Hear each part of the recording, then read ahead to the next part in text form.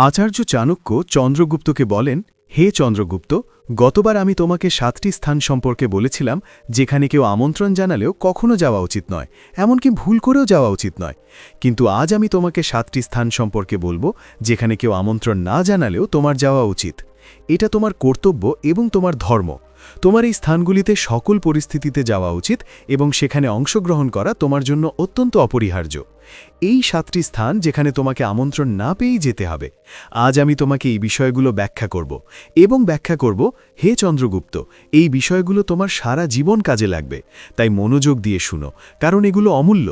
Hello বন্ধুরা, প্রতিদিন আমি তোমাকে চাণক্য নীতি এবং জীবন নীতির উপর ভিত্তি করে অনুপ্রেরণামূলক এবং তথ্যবহুল গল্প দিয়ে আসি।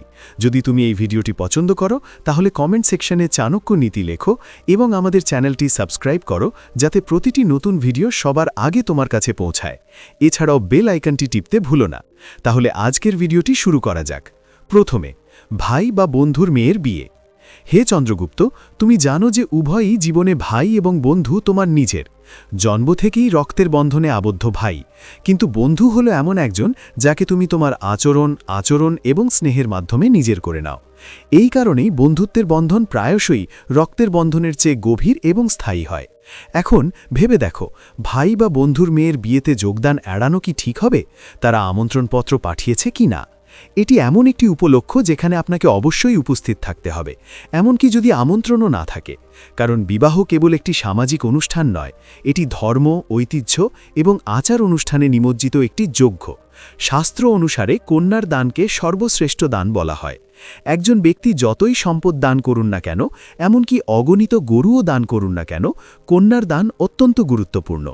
এটি কেবল একটি দান নয়, বরং একটি পরিবারের সংস্কৃতি এবং মর্যাদার প্রতীক। যখন কোনো ভাই বা বন্ধু তাদের মেয়েকে বিদায় জানায়, তখন তাদের হৃদয় অনেক আবেগে ভরে ওঠে, গর্ব, বেদনা, ভালোবাসা এবং আশা। এমন সময় আপনার উপস্থিতি তাদের আত্মাকে শক্তিশালী করে। হে চন্দ্রগুপ্ত, মনে রাখবেন যে একজন ব্যক্তি একা থাকতে পারে না। জীবন তখনই অর্থবহ যখন আনন্দ এবং দুঃখ ভাগাভাগি করা হয়।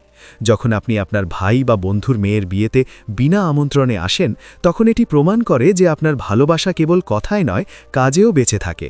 আপনার উপস্থিতি তাদের পরিবারের জন্য আশীর্বাদ। একবার ভেবে দেখুন, যদি কোনো কারণে আপনি এবং আপনার বন্ধু যোগাযোগ বন্ধ করে দেন অথবা আপনার ভাইয়ের থেকে দূরে সরে যান, তাহলে কি তাদের সবচেয়ে বড় অনুষ্ঠানে আপনার অনুপস্থিত থাকা উচিত? না, মোটেও না। সেই মুহূর্তে আপনার সমস্ত পার্থক্য ভুলে যাওয়া উচিত এবং সেখানে উপস্থিত থাকা উচিত। কারণ একটি মেয়ের বিয়ে কেবল তার জন্য নয়, বরং পুরো পরিবার এবং সমাজের জন্য একটি উদযাপন, স্নেহ এবং বিশ্বাসের প্রতীক। যখন আপনি কোনো বিয়েতে যোগ দেন, এমনকি আমন্ত্রণ ছাড়াই, এটি এই বার্তা পাঠায় যে আপনি সত্যিই পরিবারের মঙ্গলকে নিজের বলে মনে করেন। এই বিশ্বাস সম্পর্ককে আরও গভীর করে। সমাজ এটিও দেখে যে অন্যদের সাথে নিঃস্বার্থভাবে কে দাঁড়িয়ে আছে। সামাজিক ঐক্যের বার্তা। বিবাহ কেবল দুটি ব্যক্তির মিলন নয়, দুটি পরিবারের মিলন। আপনি যখন যোগ দেন, তখন এটি সামাজিক ঐক্যকে শক্তিশালী করে। আপনার উপস্থিতি মানুষকে উপলব্ধি করে যে এই সমাজে কেউ একা নয়। 3. ধর্ম এবং পুণ্যের সুযোগ। শাস্ত্র বিবাহকে একটি পুণ্যকর কাজ বলে, কারণ বিবাহ একটি যজ্ঞ এবং যজ্ঞে অংশগ্রহণ করে একজন পুণ্য অর্জন করে। হে চন্দ্রগুপ্ত, ভাববেন না যে আপনার উপস্থিতি কেবল একটি আনুষ্ঠানিকতা হবে। না, সেখানে তোমার উপস্থিতি সেই পরিবারের জন্য আশীর্বাদ হবে। তুমি হয়তো একটা ছোট উপহার আনতে পারো অথবা শুধু তোমার শুভকামনাও আনতে পারো, কিন্তু তোমার উপস্থিতি হবে সবচেয়ে বড় উপহার। যখন মালা বিনিময় করা হয়, যখন কন্যাদান হয়, যখন বিদায়ের আবেগঘন মুহূর্ত আসে, তখন সেই পরিবারের চোখ তাদের প্রিয়জনদের সর্বত্র খুঁজবে। যদি তারা তোমাকে সেখানে দেখতে পায়, তাহলে তাদের হৃদয় সত্যিকারের শান্তি পাবে। প্রিয়জনের শুভ অনুষ্ঠানে অংশগ্রহণ করাই প্রকৃত ধর্ম। যে ব্যক্তি তার নিজের লোকদের আনন্দময় অনুষ্ঠানে অনুপস্থিত থাকে, সে জীবনে কখনো প্রকৃত সম্মান পেতে পারে না। হে চন্দ্রগুপ্ত, তাই তোমার কর্তব্য যে যখনই তোমার ভাই বা বন্ধুর মেয়ের বিয়ে হয়, তখন নিমন্ত্রিত না হয়েও সেখানে পৌঁছানো উচিত। এটা শুধু তোমার কর্তব্য নয়, এটা তোমার জীবনের গর্ব। গুরুর বাড়িতে জেগে ওঠা দ্বিতীয় জন। হে চন্দ্রগুপ্ত, শোনো, মানুষের জীবনে যদি সবচেয়ে বড় আশীর্বাদ থাকে, তাহলে তা হল গুরু। একজন মা তোমাকে জন্ম দেন, একজন বাবা তোমাকে লালন পালন করেন, কিন্তু একজন গুরু তোমাকে আত্মার উপলব্ধি দান করেন। গুরুই তোমাকে অন্ধকার থেকে আলোর দিকে নিয়ে যান। এই কারণেই বলা হয় গুরুঃ ব্রহ্মা গুরুঃ বিষ্ণু গুরুঃ দেব মহেশ্বর গুরু সাক্ষাৎ পরব্রহ্ম তস্মৈ শ্রী গুরবে নমঃ।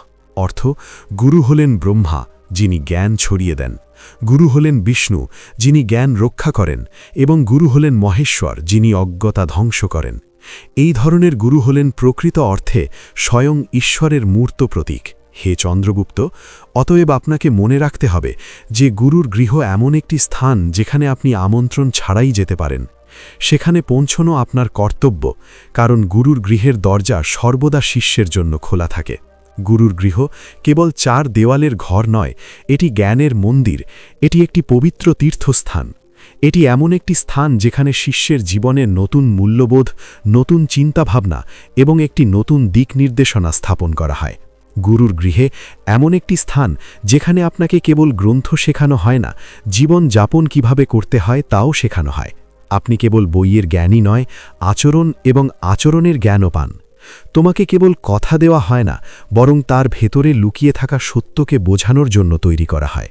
অতএব চন্দ্রগুপ্ত, যদি তুমি একজন সত্যিকারের শিষ্য হও, তাহলে তোমার গুরুর বাড়িতে যাওয়া কেবল তোমার কর্তব্যই নয়, বরং তোমার সৌভাগ্যও বটে। শাস্ত্রে বলা হয়েছে যে যদি কোনো শিষ্য তার গুরুর সেবা করে, তার শিক্ষা মেনে চলে এবং নম্রভাবে তার পায়ের কাছে বসে, তাহলে তার জীবন নিশ্চিতভাবেই সফল হবে। তোমার গুরুর বাড়িতে গিয়ে তুমি প্রমাণ করো যে তুমি তার জ্ঞানের জন্য ক্ষুধার্ত, তুমি তার আশীর্বাদের জন্য তৃষ্ণার্ত, তুমি তার সান্নিধ্যে থেকে তোমার মনকে পবিত্র করতে চাও। আমন্ত্রণ না পেয়ে তোমার গুরুর বাড়িতে গেলে দেখা যাবে যে তার সাথে তোমার সম্পর্ক কেবল আনুষ্ঠানিক নয়, বরং আধ্যাত্মিকও। চন্দ্রগুপ্ত, তুমি কি তোমার সাফল্যের মূল কারণ জানো? এটা তোমার সাহসিকতা ছিল না, শুধু তোমার প্রচেষ্টা ছিল না, বরং তোমার গুরুর প্রতি তোমার ভক্তি ছিল। যখন তুমি ছোট ছিলে, তখন তোমার জীবনে কোনো দিক নির্দেশনা ছিল না।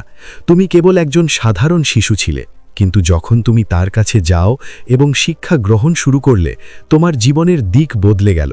তোমার ভেতরে লুকিয়ে থাকা সম্রাট জেগে উঠলেন। তুমি যদি শিক্ষা না পেয়ে থাকো, তাহলে ইতিহাস তোমাকে সম্রাট চন্দ্রগুপ্ত মৌর্য হিসেবে চিনত না। এটি প্রমাণ করে যে গুরুর গৃহ সাফল্যের দরজা। গুরুর গৃহে নিয়মিত যাতায়াত একজন শিষ্যের জীবনে এক নতুন দিক নির্দেশনা এনে দেয়। সেখান থেকে প্রাপ্ত শিক্ষা কেবল বইয়ের মধ্যেই সীমাবদ্ধ নয়, বরং জীবনের প্রতিটি সিদ্ধান্তে সহায়তা করে। গুরুর প্রতি শ্রদ্ধা ও কৃতজ্ঞতা প্রকাশ করা একজন শিষ্যের কর্তব্য। গুরুর গৃহে যাওয়া এবং তার পায়ের কাছে বসে থাকা দেখায় যে আপনি তার আশীর্বাদ বুঝতে পারছেন। গুরুর গৃহ কেবল বস্তুগত জ্ঞানই নয়, আধ্যাত্মিক শান্তি এবং আত্ম উপলব্ধিও প্রদান করে। যখন একজন শিষ্য গুরুর গৃহে বসেন, তখন তার মন শুদ্ধ হয় এবং তার আত্মা আলোকিত হয়। চন্দ্রগুপ্ত, যখনই আপনি গুরুর গৃহে যান, নম্রতা এবং শ্রদ্ধার সাথে যান, খালি হাতে যাবেন না। এমনকি যদি এটি একটি সাধারণ বস্তুও হয়, তবে তা গুরুকে উৎসর্গ করুন। গুরুর বস্তুর প্রয়োজন নেই, বরং আপনার অনুভূতির প্রয়োজন। গুরুর পায়ের কাছে বসে তার কথা শোষণ করুন। তার বাড়িতে কোনো কাজ করার সময় সেবার মনোভাব বজায় রাখুন। সেই সেবা আপনার জন্য আশীর্বাদ হয়ে উঠবে। বলা হয় যে একজন শিষ্য প্রতিদিন তার গুরুর গৃহে আসতেন। কখনো কখনো তিনি খাদ্যশস্য, কখনো কখনো জলের পাত্র নিয়ে আসতেন। গুরুদেব তাকে জিজ্ঞাসা করলেন, পুত্র, তুমি প্রতিদিন কেন আসো? তুমি কি এখানে বিশেষ শিক্ষা লাভ করো? শিষ্য বিনয়ের সাথে উত্তর দিলেন, আমি তোমার বাড়িতে আসি যাতে আমার মন অনুভব করতে পারে যে আমি তোমার সাথে আছি, তোমার পায়ের কাছে বসে আছি এমন নয়। এই অভিজ্ঞতা আমার কাছে সবচেয়ে বড় জ্ঞান। গুরু শিষ্যকে আশীর্বাদ করে বললেন, পুত্র, এই অনুভূতি তোমাকে জীবনে মহান করে তুলবে। হে চন্দ্রগুপ্ত, আচার্য চাণক্য বলেছেন যে গুরুর স্থান দেবতাদের চেয়েও মহান। যদি কোনো শিষ্য জীবনে সঠিক গুরু খুঁজে পান এবং তার সুরক্ষায় থাকেন, তাহলে তিনি দরিদ্র বা অজ্ঞাত হলেও তিনিও একদিন মহান হয়ে ওঠেন। তৃতীয় স্থান হল সৎসঙ্গ গৃহ, যেখানে ভগবানের স্তুতি গাওয়া হচ্ছে। আচার্য চাণক্য বলেছেন, হে চন্দ্রগুপ্ত, জীবনে এমন একটি স্থান আছে যেখানে পা রাখা কখনো নষ্ট হয় না, এবং তা হল সৎসঙ্গ গৃহ, যেখানে ভগবানের উপাসনা করা হচ্ছে, ধর্মগ্রন্থ পাঠ করা হচ্ছে এবং সাধুরা মহাপুরুষদের সাথে আছেন। সেখানে আমন্ত্রণ না পেয়েও যেতে হবে। এই স্থান আপনার মন, আত্মা এবং সমগ্র জীবনকে একটি নতুন দিক নির্দেশনা দেয়। সৎসঙ্গ মানে সত্যের সঙ্গ। যখন তুমি ভগবানের নাম, তার স্তোত্র এবং তার গল্পের মাঝে বসো, তখন তোমার ভেতরের অসুচিতা ধুয়ে যেতে শুরু করে। ঠিক যেমন নোংরা জলে ডুব দিলে শরীর কলুষিত হয়, তেমনি সৎসঙ্গে বসে আত্মা পবিত্র হয়। শাস্ত্রে বলা হয়েছে, সৎসঙ্গত্ব নিসঙ্গতত্ত্ব, নিসঙ্গতত্ত্ব নির্মোহতত্ত্ব, নিশ্চলতত্ত্ব জীবন মুক্তিহান। অর্থাৎ সৎসঙ্গ আসক্তি দূর করে। আসক্তি দূর করলে জ্ঞান জাগ্রত হয়। জ্ঞান আত্মাকে স্থিতিশীল করে এবং স্থিতিশীলতা মুক্তির দিকে নিয়ে যায়। হে চন্দ্রগুপ্ত, সৎসঙ্গ কেবল স্তোত্র এবং কীর্তন শোনা নয়, এটি আত্মার কাছে আয়না ধলার মতো। সেখানে তুমি অন্যান্যদের অভিজ্ঞতা থেকে শিক্ষা গ্রহণ করো, তোমার ভুল স্বীকার করো এবং ঈশ্বরের প্রতি ভালোবাসা জাগ্রত করো। সৎসঙ্গ এমন একটি জায়গা যেখানে একজন ব্যক্তির চাপা ভক্তি সামনে আসে। ঠিক যেমন একটি প্রদীপ অন্ধকার দূর করে, সৎসঙ্গ অজ্ঞাততা দূর করে। জীবনে এর প্রত্যক্ষ প্রয়োগ হল, যখনই তোমার মন অস্থির থাকে, যখনই জীবনের পথ অস্পষ্ট থাকে, তখনই তোমার সৎসঙ্গে যোগদান করা উচিত। সেখানকার কথা, স্তোত্র এবং পরিবেশ তোমাকে অভ্যন্তরীণ শক্তি দেবে। আমন্ত্রণ ছাড়া সৎসঙ্গে যোগদান তোমার বিশ্বাস এবং ভক্তির প্রমাণ। এটি ঈশ্বরের প্রতি তোমার ভালোবাসা প্রকাশ করে। এটি সমাজকে একটি বার্তাও পাঠায় যে তুমি ধার্মিকতা এবং নীতির প্রতি আগ্রহী। সৎসঙ্গ তোমাকে সংযম, ধৈর্য এবং করুণা শেখায় এবং সবচেয়ে গুরুত্বপূর্ণ, এটি তোমাকে মনে করিয়ে দেয় যে এই পৃথিবী নশ্বর, কিন্তু ঈশ্বর চিরন্তন। চতুর্থ স্থান হল তোমার পিতামাতার গৃহ। আচার্য চাণক্য আরও বলেন, হে চন্দ্রগুপ্ত, পিতামাতা হলেন এই পৃথিবীর সর্বশ্রেষ্ঠ দেবতা। তাদের গৃহ হল সবচেয়ে পবিত্র স্থান। তোমার সেখানে বারবার যাওয়া উচিত, এমনকি আমন্ত্রণ না পেয়েও, কারণ তোমার পিতামাতার গৃহ হল সেই দরজা যেখান থেকে তোমার অস্তিত্ব শুরু হয়েছিল। শাস্ত্রে বলা হয়েছে, মাতৃদেব ভব, পিতৃদেব ভব। অর্থাৎ তোমার মাতাকে দেবতা হিসেবে সম্মান করো, তোমার পিতাকে দেবতা হিসেবে সম্মান করো। স্বর্গ তোমার পিতামাতার পায়ের কাছে থাকে। তারা তোমার প্রথম শিক্ষক। তারা তোমাকে জীবন, মূল্যবোধ, শিক্ষা এবং কষ্ট থেকে রক্ষা করেছে। তোমার বাবা মায়ের বাড়িতে যাওয়া কেবল একটি সামাজিক কর্তব্য নয়, এটি একটি আধ্যাত্মিক কর্তব্য। তুমি আশীর্বাদ গ্রহণ করো এবং তাদের আশীর্বাদ জীবনকে সহজ করে তোলে। বিনা নিমন্ত্রণে তোমার বাবা মায়ের বাড়িতে যাওয়া তোমার হৃদয়ের শ্রদ্ধা এবং কৃতজ্ঞতা প্রকাশ করে। জীবনের প্রতিটি সাফল্যের পিছনে তোমার বাবা মায়ের আশীর্বাদ লুকিয়ে থাকে। তাদের আশীর্বাদ ছাড়া কোনো অর্জন অসম্পূর্ণ থাকে না। তাই বলা হয়, একজন মা স্বর্গের চেয়ে মহান এবং একজন মায়ের বাড়ি স্বর্গের চেয়ে মহান। অতএব হে চন্দ্রগুপ্ত, তুমি যতই ব্যস্ত থাকো না কেন, ঘন ঘন তোমার বাবা মায়ের বাড়িতে যাও, তাদের পা স্পর্শ করো, তাদের সেবা করো এবং তাদের আশীর্বাদ প্রার্থনা করো। এটি তোমার কর্তব্য এবং তোমার নীতিও। পঞ্চম স্থান হল তোমার শ্বশুর বাড়ি। আচার্য চাণক্য তখন বলেছিলেন, হে চন্দ্রগুপ্ত, বিবাহ কেবল দুটি ব্যক্তির মিলন নয়, বরং দুটি পরিবারের মিলন। বিয়ের পর তোমার শ্বশুরবাড়ি তোমার দ্বিতীয় বাড়ি হয়ে ওঠে। বিনা নিমন্ত্রণে সেখানে যাওয়া তোমার কর্তব্য। তোমার শ্বশুরবাড়ি তোমার স্ত্রীর বাবা মা। যদি তুমি তাদের প্রতি শ্রদ্ধা প্রদর্শন করো, তাহলে তা তোমার সম্পর্ককে আরও গভীর করবে। শাস্ত্র বলে যে বিবাহের মাধ্যমে তৈরি সম্পর্ক রক্তের সম্পর্কের মতোই পবিত্র। অতএব তোমার শ্বশুরবাড়ি কেবল একটি আনুষ্ঠানিকতা নয়, এটি তোমার নিজের বাড়িও। হে চন্দ্রগুপ্ত, যখন তুমি তোমার শ্বশুরবাড়িতে বিনা নিমন্ত্রণে যাও, তখন তা দেখায় যে তুমি তাদের প্রতি তোমার শ্রদ্ধা ও স্নেহ আছে। এটি সম্পর্ককে শক্তিশালী করে এবং পরিবারে ঐক্য আনে। তাই চন্দ্রগুপ্ত, নিমন্ত্রণ না করেই তোমার শ্বশুর বাড়িতে যাও, তার সেবা করো, তার কথা শোনো এবং তার মন জয় করো। এটাই তোমার পারিবারিক জীবনের শক্তির মূল। ষষ্ঠ স্থান হল তোমার মাতামহের বাড়ি। আচার্য বললেন, চন্দ্রগুপ্ত, তোমার মাতামহের বাড়ি এমন একটি জায়গা যেখানে তুমি সর্বদা ভালোবাসা এবং স্নেহ খুঁজে পাও। তোমার মাতামহের বাড়ি তোমার কাছে বিশেষ, কারণ তুমি শৈশব থেকেই সেখানে অতিরিক্ত ভালোবাসা এবং আশীর্বাদ পেয়েছ। শাস্ত্রে বলা হয়েছে যে তোমার মাতামহের আশীর্বাদ সৌভাগ্য বয়ে আনে। সেখানে বিনা নিমন্ত্রণে যাওয়া দেখায় যে তোমার সম্পর্কের প্রতি তোমার শ্রদ্ধা আছে। হে চন্দ্রগুপ্ত, তোমার মাতামহের বাড়ি কেবল একটি সম্পর্ক নয়, এটি তোমার মূল্যবোধের উৎস। সেখানে যাওয়া তোমার পারিবারিক বন্ধনকে শক্তিশালী করে। সেখানে তুমি যে স্নেহ পাও তা তোমার জীবনকে সহজ করে তোলে। সপ্তম স্থানে প্রিয়জনের মৃত্যুতে চাণক্য একটি দীর্ঘ নিঃশ্বাস ফেলে বললেন, হে চন্দ্রগুপ্ত, জীবনের সবচেয়ে বড় সত্য হল মৃত্যু। যখন তোমার কাছের কেউ মারা যায়, তখন তোমাকে সেখানে বিনা নিমন্ত্রণে যেতে হবে। এটি তোমার নৈতিক ও সামাজিক কর্তব্য। শাস্ত্রে বলা হয়েছে, অনিত্যম অসুখম লোকম প্রাপ্ত ভজস্ব মাম, যার অর্থ এই পৃথিবী ক্ষণস্থায়ী এবং দুঃখে পূর্ণ, অতএব ঈশ্বরের আশ্রয় নাও। মৃত্যু আমাদের এই কথা মনে করিয়ে দেয়।